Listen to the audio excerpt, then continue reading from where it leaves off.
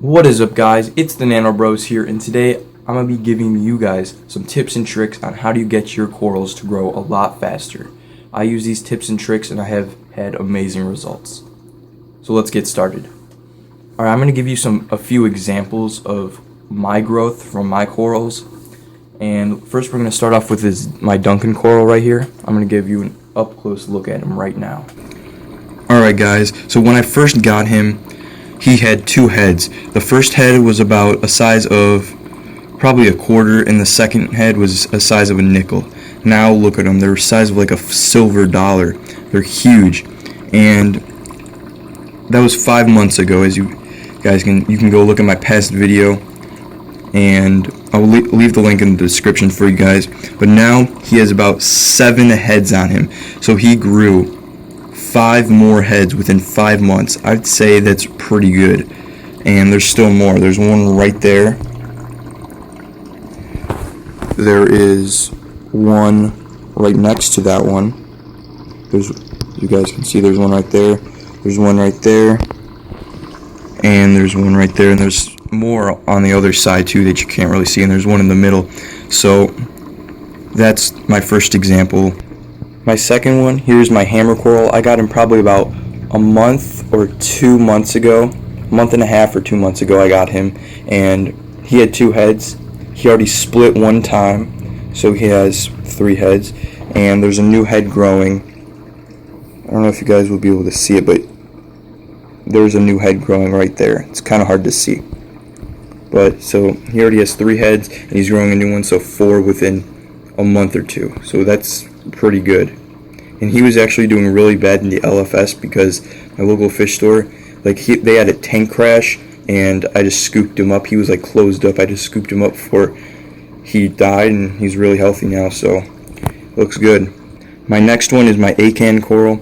Here he is. He's growing a new head right there. I got him probably about 3 or 4 months ago. He has a new head growing right there, and 2 new ones right there. He's a pretty slow grower, but he already has 3 new heads growing, so that's really good.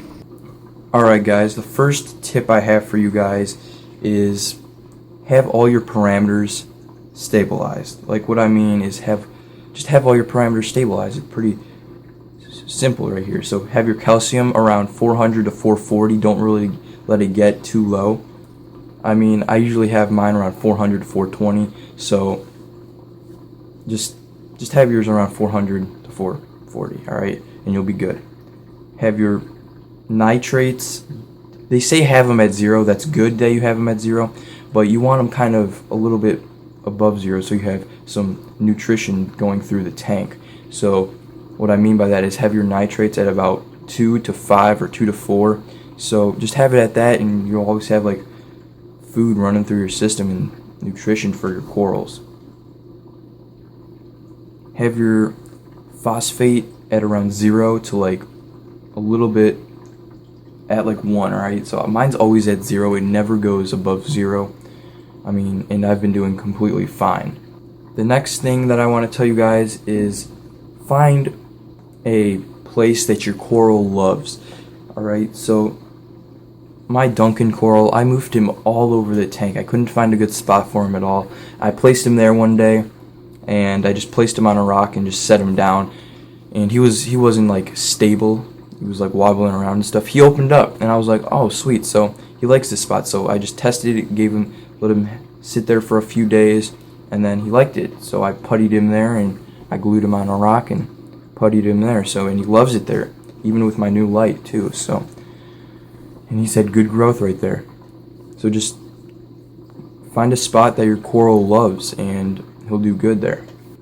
And guys, also keep your salinity around 1.023 to 25. Mine's usually on the higher side. It's usually around 1.025 to 1.026. So just keep your salinity around there. Now, what I do is I do this after every water change and about once a week. So I got this 2-part system. It's called Kent Marine Nano Reef, part A and B. You can get it at Petco for about like $11. Here it is right here. I have this is it right here. I do it after every water change, and once a week I add it to my tank. And what it basically is, it buffers your system and has everything your corals need. It has the calcium, the magnesium, and there's other stuff that I have no idea how to say, but it just has everything that your corals need to thrive in your reef aquarium. And here's another tip. Feed your corals frequently, okay? Like, feed them some frozen mysis shrimp, frozen brine shrimp. Mix the frozen foods with some powder food from like Polyp Lab. I have these test trials of Polyp Lab Reefroids right here, and this is just sample size, but I mix this with my like frozen foods, and I also can I direct feed all my corals. I direct feed them, and I have had great results direct feeding. So this promotes growth and good coloration. I really recommend it. There are tons of foods out there, and I have Reefroids and Coral Frenzy. So, I mean, they're both really great. There's really no difference in them, so really either is fine. So guys, that's pretty much all I have. That's all I do to get my corals to thrive and grow really fast in my reef aquarium. I hope I can help you guys, and give this video a thumbs up. Please like, comment, and subscribe. And this is the Nano Bros.